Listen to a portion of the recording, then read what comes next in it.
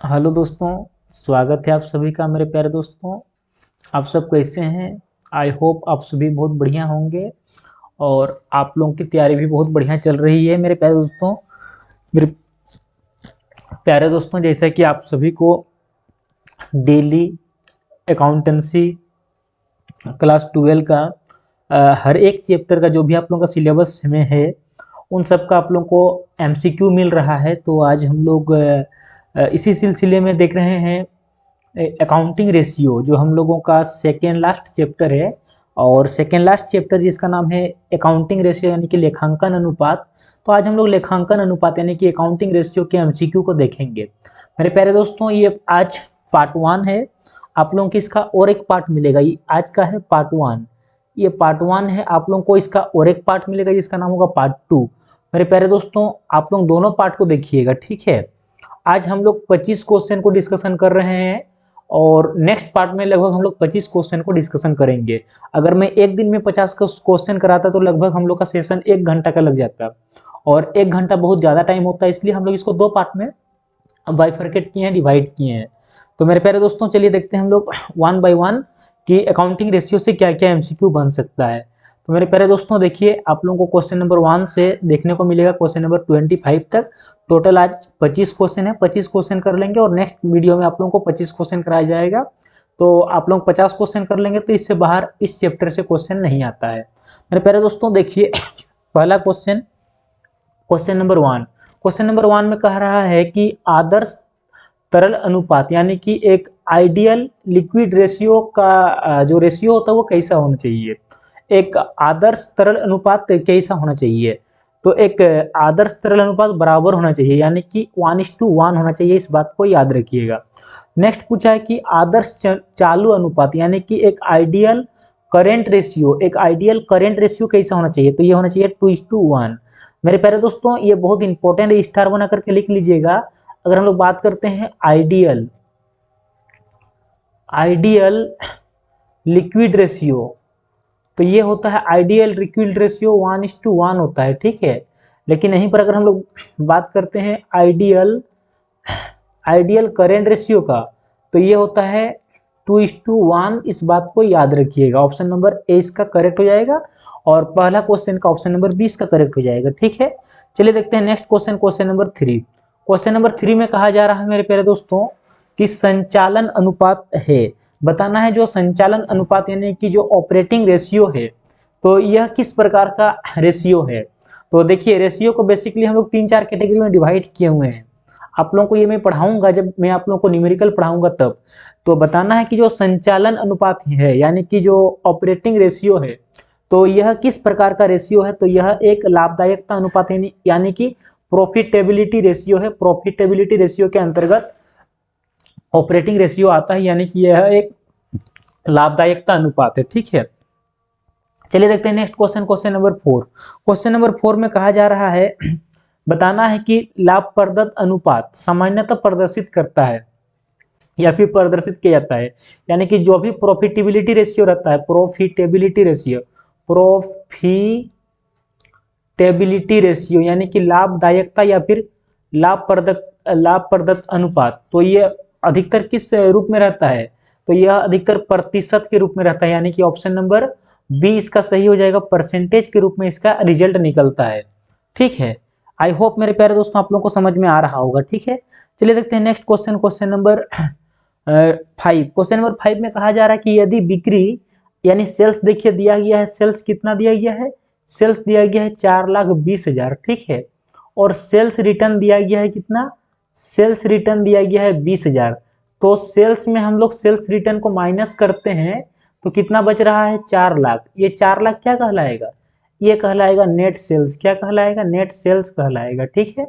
और लागत दिया गया है 3,20,000, यानी कि कॉस्ट कितना दिया है, cost of good sold, cost of good sold दिया हुआ है 3,20,000। तो क्वेश्चन में क्या कहा जा रहा है, तो सकल लाभ अनुपात ज्ञात करें, यानी कि ग्रोस प्रॉफिट रेशियो निकालने बोल रहा। तो ग्रोस प्रॉफिट का फॉर्मूला क्या होता है, ग्रोस प्रॉफिट बराबर होता है net sales minus cost of good sold. Net sales minus क्या होता है, कॉस्ट ऑफ गुड सोल्ड। तो मेरे प्यारे दोस्तों, इस प्रकार से हम लोग का कितना निकल रहा है, नेट सेल्स हम लोगों का है 4 लाख। 4 लाख में अगर हम लोग 3,20,000 माइनस कर देंगे तो कितना निकलेगा 80,000। ये 80,000 क्या कहलाएगा, ये 80,000 हम लोगों का ग्रोस प्रॉफिट कहलाएगा। क्या कहलाएगा, ग्रोस प्रॉफिट कहलाएगा। तो इस प्रकार से हम लोग निकालें। अब हम लोग को निकालना क्या है, ग्रोस प्रॉफिट रेशियो। तो मेरे प्यारे दोस्तों ग्रोस प्रॉफिट रेशियो का फॉर्मूला क्या होता है, ग्रोस प्रॉफिट रेशियो का फॉर्मूला होता है कि gross profit divided by net sales into 100। ठीक है, ये हम लोगों का फॉर्मूला होता है। तो देखिए ग्रोस प्रॉफिट कितना निकला हम लोगों का 80,000, और नेट सेल्स कितना है, नेट सेल्स है हम लोगों का 4 लाख, और इंटू 100।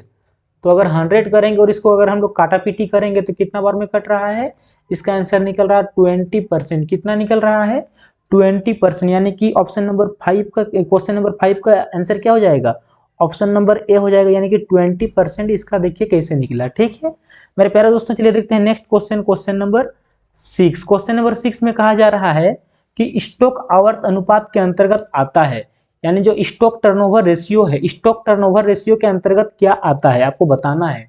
तो मेरे प्यारे दोस्तों इसका सही हो जाएगा ऑप्शन नंबर सी, यानी कि निष्पादन अनुपात आता है। क्या आता है, निष्पादन अनुपात इसके अंतर्गत आता है। मैं आपको ये चीज डिटेल में बताऊंगा जब न्यूमेरिकल पढ़ाऊंगा तब, फिलहाल के लिए याद कर लीजिए। चलिए देखते हैं next question, question number 7। Question number 7 में क्या कहा जा रहा है मेरे प्यारे दोस्तों, क्वेश्चन नंबर 7 में कहा जा रहा है कि आंतरिक और बाह्य स्वामित्व के मध्य एक संतोषजनक अनुपात क्या होता है। देखिए जो स्वामित्व होता है, दो प्रकार का स्वामित्व होता है, एक होता है आंतरिक स्वामित्व, आंतरिक स्वामित्व, और एक होता है बाह्य स्वामित्व, बाह्य स्वामित्व। तो आंतरिक स्वामित्व और बाह्य स्वामित्व के, आंतरिक स्वामित्व और बाह्य स्वामित्व के बीच में एक संतोषजनक अगर अनुपात की बात करते हैं तो एक संतोषजनक अनुपात कैसा होना चाहिए, तो मेरे प्यारे दोस्तों एक संतोषजनक अनुपात 2:1 होना चाहिए। यानी कि डबल होना चाहिए आंतरिक वाला के पास और बाह्य वाला के पास उसका आधा होना चाहिए। यानी कि 2:1 इसका सही हो जाएगा, ऑप्शन नंबर बी करेक्ट हो जाएगा। बाहर वाला के लिए 2, सॉरी आंतरिक वाला के लिए 2, मतलब अंदर वाला के लिए 2 और बाहर वाला के लिए 1। ये बहुत इंपॉर्टेंट है, इस बात को आप लोग याद रखिएगा। मेरे प्यारे दोस्तों चलिए देखते हैं next question, question number 8। Question number 8 में कहा जा रहा है कि चालू अनुपात में शामिल है, बताना है कि चालू अनुपात में क्या क्या शामिल होता है, यानी करेंट रेशियो में क्या क्या शामिल करते हैं। तो करेंट रेशियो का फॉर्मूला आप लोगों को पता होगा मेरे प्यारे दोस्तों, current assets divided by, current assets divided by current liability होता है कि नहीं होता है, करेंट लायबिलिटी, ये हम लोग का फॉर्मूला है। ठीक है, तो करेंट एसेट्स में सारे करेंट एसेट्स शामिल होता है और करेंट लायबिलिटी में सारे करेंट लायबिलिटी शामिल होता है। तो स्टॉक भी शामिल होगा क्योंकि ये करेंट एसेट्स से, डेटर्स देनदार भी शामिल होगा क्योंकि ये करेंट एसेट्स से, और कैश भी शामिल होगा क्योंकि ये करेंट एसेट्स, यानी कि सब कुछ शामिल होता है, ऑल ऑफ दी अबव, उपयुक्त सभी, इसका सही आंसर हो जाएगा। ठीक है, आई होप मेरे प्यारे दोस्तों आप लोगों को समझ में आ रहा होगा।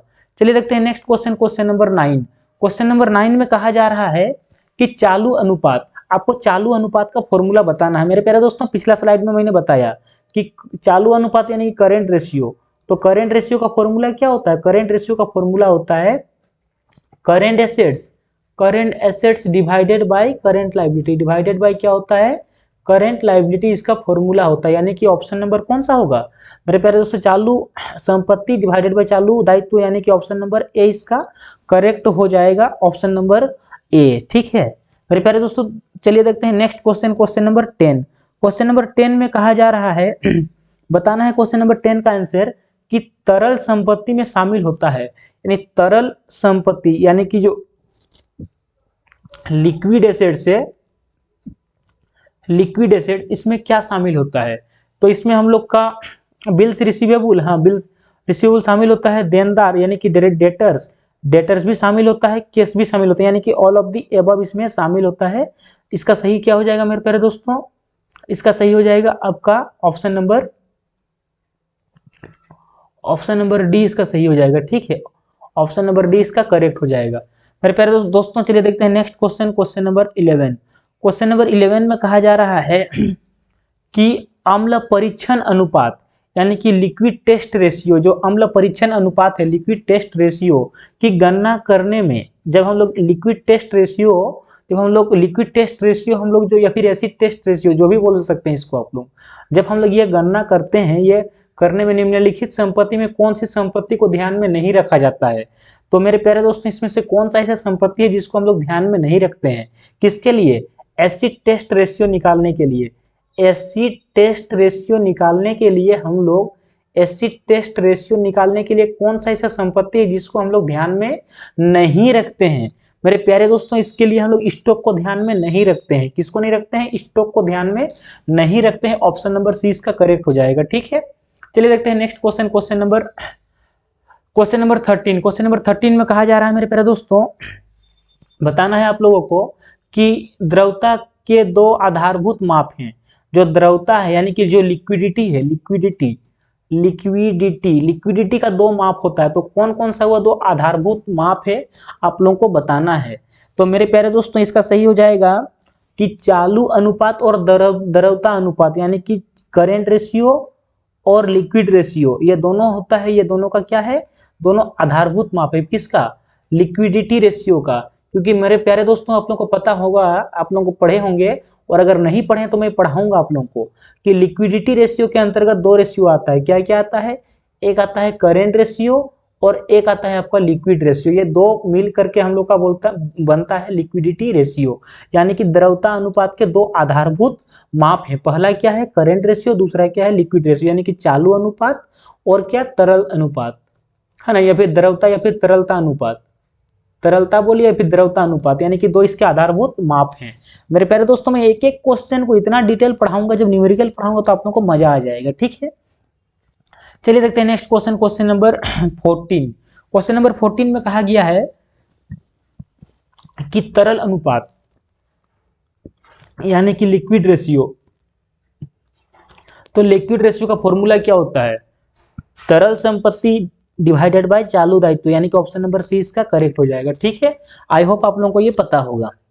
चलिए देखते हैं next question. Question number 15। Question number 15 में कहा जा रहा है कि शब्द चालू दायित्व में शामिल नहीं होता है, यानी कि चालू दायित्व यानी कि करेंट लायबिलिटी। करेंट लायबिलिटी में क्या क्या शामिल नहीं होता है आपको बताना। तो ऋण पत्र शामिल नहीं होता है। क्यों? क्योंकि ये डिबेंचर जो है ये हम लोग का करंट नहीं बल्कि नॉन करंट लायबिलिटी है। क्या है?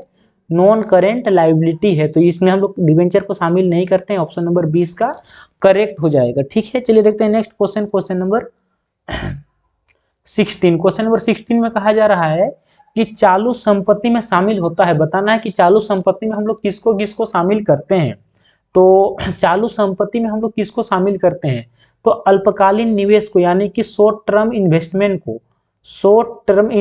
को, शामिल करते हैं। बाकी इन सबको हम लोग शामिल नहीं करते हैं। क्यों? क्योंकि ये सब जो है सो गैर चालू, यानी कि ये जो है नॉन करेंट एसेट से। देखिए ये फिक्स एसेट से मतलब नॉन करेंट है, ये भी नॉन करेंट है, और ये क्या? फ्लक्चुएटिंग है ना। यानी इसको हम लोग बोलते हैं प्रारंभिक खर्चा, यानी कि एक टाइप का खर्चा है। तो हम लोग किसको शामिल करते हैं? अल्पकालीन निवेश को, यानी कि शॉर्ट टर्म इन्वेस्टमेंट को। ऑप्शन नंबर 20 का करेक्ट हो जाएगा। ठीक है, ऑप्शन नंबर बी करेक्ट हो जाएगा, ऑप्शन नंबर बी। चलिए देखते हैं next question. Question number 17। Question number 17 में कहा जा रहा है कि तरल अनुपात को नाम से भी जाना जाता है। बताना है कि जो तरल अनुपात है, यानी कि जो तरल अनुपात इसको और किस नाम से जानते हैं। तो देखिए इसका एक नाम होता है शीघ्र अनुपात, यानी कि इसको हम लोग ऑप्शन नंबर बी शीघ्र अनुपात के नाम से भी जानते हैं। इस बात को आप लोगों को पता होना चाहिए। ठीक है मेरे प्यारे दोस्तों, चलिए देखते हैं next question. Question number 18। Question number 18 में कहा जा रहा है कि एक फर्म की तरलता ज्ञात करने के लिए कौन सा अनुपात लाभदायक है। यानी अगर हमको तरलता ज्ञात करना है, तरलता यानी कि इसका लिक्विडिटी, अगर इसको हमको लिक्विडिटी ज्ञात करना है तो हम लोग किस कौन सा अनुपात निकालेंगे ताकि हम लोग को उसका लिक्विडिटी ज्ञात हो जाए। ठीक है, तो मेरे प्यारे दोस्तों इसके लिए क्या हो जाएगा? अम्ल परीक्षण अनुपात, यानी कि एसिड टेस्ट रेशियो। अगर हम लोग एसिड टेस्ट रेशियो निकालेंगे, तो जिससे कि हम लोग का उसका तरलता यानी कि लिक्विडिटी का पता चल जाएगा। लिक्विडिटी कैसा है ये हम लोगों को पता चल जाएगा एसिड टेस्ट रेशियो के माध्यम से, यानी कि ऑप्शन नंबर 20 का करेक्ट हो जाएगा। मेरे प्यारे दोस्तों बिल्कुल मत घबराइए, मैं एक एक क्वेश्चन इतना डिटेल पढ़ाऊंगा ना कि आप लोगों को समझ में आ जाएगा। जब मैं न्यूमेरिकल पढ़ाऊंगा तब, अब मैं आप लोगों को 2 दिन बाद न्यूमेरिकल पढ़ाना शुरू कर दूंगा। ठीक है, चलिए देखते हैं next question. Question number 19। Question number 19 में कहा जा रहा है कि निम्नलिखित में बताना है आपको, निम्न में से कौन सा व्यवहार चालू अनुपात में सुधार लाएगा। देखिए इसके लिए मैं इतना अच्छा ट्रिक बताऊंगा ना कि देखिए ये सुधार कब आता है, जब करेंट एसेट्स बढ़ता है या फिर करेंट लायबिलिटी घटता है तो सुधार आता है। तो देखिए क्या हो रहा है कि माल का नगद क्रय करेंगे तो इससे कोई प्रभाव नहीं पड़ेगा, क्योंकि करेंट एसेट्स घटेगा और करेंट एसेट्स ही बढ़ेगा, है ना। यानी ग्राहकों से रोकड़ प्राप्त करेंगे तो भी डेटर्स घटेगा और केस बढ़ेगा, यानी कोई प्रभाव नहीं पड़ेगा। यानी माल का उधार क्रय करेंगे तो उधार क्रय करेंगे तो इससे ज्यादा उचित क्या लग रहा है कि लेनदारों का भुगतान करेंगे। देखिए लेनदार का जैसे ही भुगतान करेंगे तो क्या होगा, हम लोगों का लायबिलिटी घटेगा, और लायबिलिटी घटेगा मतलब क्या हो जाएगा, इसमें सुधार आएगा, यानी कि 19 का क्वेश्चन नंबर 19 का ऑप्शन नंबर सी करेक्ट हो जाएगा। मैं आप लोगों को इतना डिटेल बताऊंगा ये क्वेश्चन, ये सारे चीजों को मैं घोल के पिला दूंगा आप लोगों को, घबराइएगा बिल्कुल भी नहीं, वक्त आना दीजिए, वक्त के साथ साथ सब कुछ होगा। चलिए देखते हैं next question, question number 20। Question number 20 में कहा जा रहा है मेरे प्यारे दोस्तों कि ऋण समता अनुपात, यानी कि जो ऋण समता अनुपात है तो यह किस प्रकार का अनुपात है। आप लोगों को बताना है कि जो ऋण समता अनुपात है ये किस प्रकार का अनुपात है।